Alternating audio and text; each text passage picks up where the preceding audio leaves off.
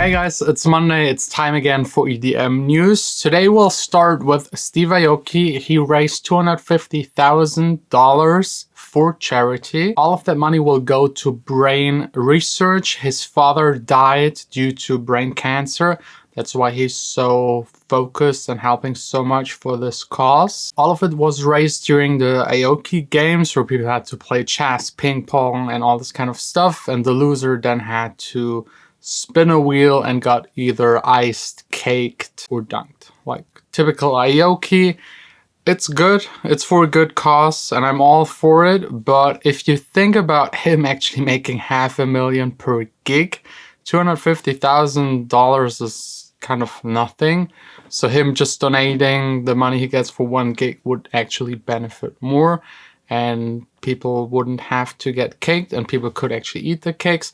But that's just me thinking out loud. Next up, the Chaos nightclub, also located in Vegas. They opened almost a year ago with one of the biggest opening nights ever, with Alicia Keys, Travis Scott, Skrillex, Cardi B, Cascade, Gorgon City, and many more. Plus, they closed one of the highest deals in EDM history with Skrillex, $60 million for his residency at that very nightclub. And now he's pulling out of the contract. He's stopping DJing there, Skrillex as well. At the moment, no one really knows why they're all pulling out, but it's really suspicious, all of them at the same time. Maybe they're not happy with how the club is actually running. Maybe they got other offers. Maybe it's too many gigs at the same place, which can really ruin your career a little if you play every single time at the same spot. And maybe also, for example, in Marshmello and Skrillex's case, they tour so much that actually having to be in Vegas once or twice per week really makes all of the other touring a lot harder. Just imagining playing in Tokyo and then having to be back in Vegas, then back to Paris and then back to Vegas, and all of this back and forth. Tiesto's doing the same, David Guetta's doing the same. This can be quite annoying. Next up, our favorite, almost failed reunion, electronic music kind of group, the Swedish House Mafia. They got criticized a lot for not releasing a single song within the first year of reuniting. A lot of fans criticized all of their merch, bad quality, high prices.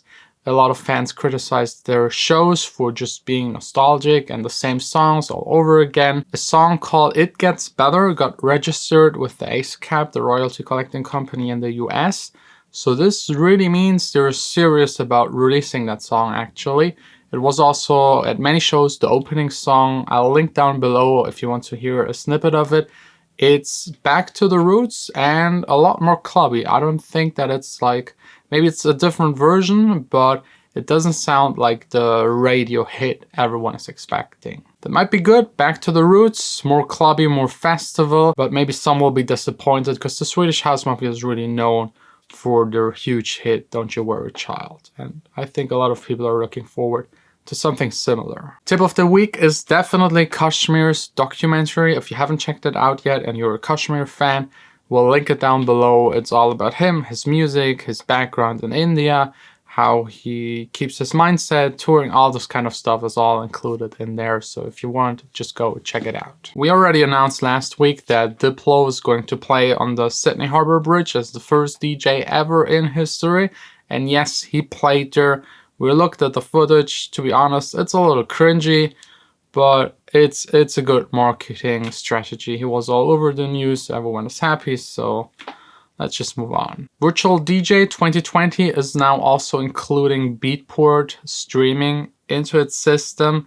So I think for 2020, we're all ready to actually do live stream music and DJ it, which is big news. It's definitely the next step in the DJ evolution. First started out with vinyl, then CDs, then media players, USB sticks, and now it's actually straight from the cloud streamed. I can't wait for all of the shows that have dropouts in the music because like the Wi-Fi isn't working properly.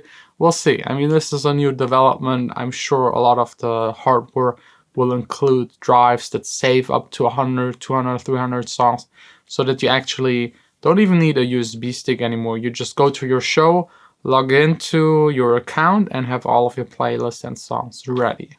So There's no more forgetting your USB stick. Last but not least, the godfather of techno, Carl Cox.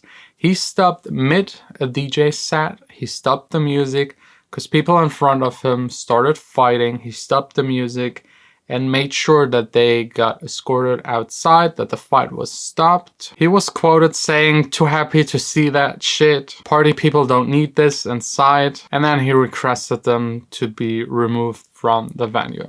This is definitely the right step. So if you're a DJ, you ever see someone fighting in the crowd, stop the music, get the attention to make sure these people are removed. We really don't need that fighting.